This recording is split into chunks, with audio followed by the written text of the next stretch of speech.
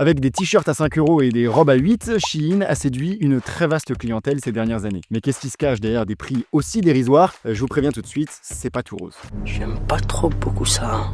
Déjà, Shein compresse considérablement ses coûts de production. Ces vêtements sont produits par de la main-d'œuvre à bas coût, principalement en Chine, où le droit du travail est très peu protecteur, et ils sont aussi produits à partir de matières premières de très faible qualité, et donc peu résistantes, comme le polyester ou l'acrylique. Et pour faire encore plus d'économies, Shein rogne en fait sur les contrôles qualité en bout de chaîne de production, parce que d'après de nombreux témoignages, ils sont en fait inexistants. Exactement, ouais. T'es bien renseigné, toi.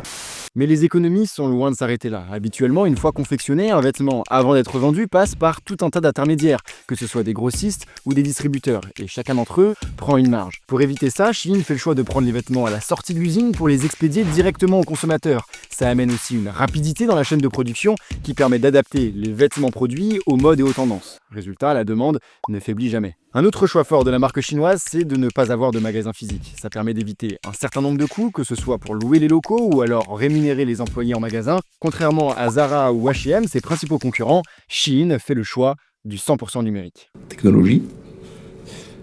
Et puis, autre point important, Shein produit en très grande quantité.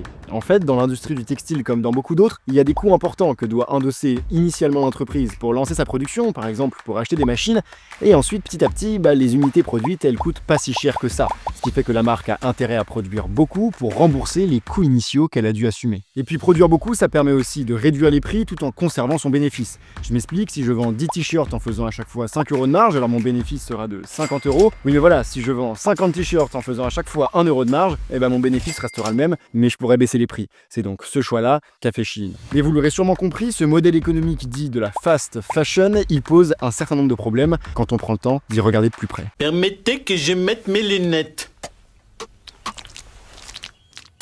Déjà, ça pose de très gros problèmes écologiques, parce qu'on parle d'émissions très importantes pour la production et le transport de vêtements qui sont en fait très vite jetés. Des problèmes sociaux aussi au vu des conditions de travail dans les usines, et même des problèmes pour la santé des consommateurs. D'après Greenpeace, 15% des vêtements vendus sur Shein contiennent des substances susceptibles d'affecter la fertilité. Et c'est donc pour toutes ces raisons que l'Union européenne a décidé de réagir. Elle s'apprête à taxer bien plus massivement les colis expédiés par Shein, afin de lutter contre une concurrence qui est considérée comme déloyale.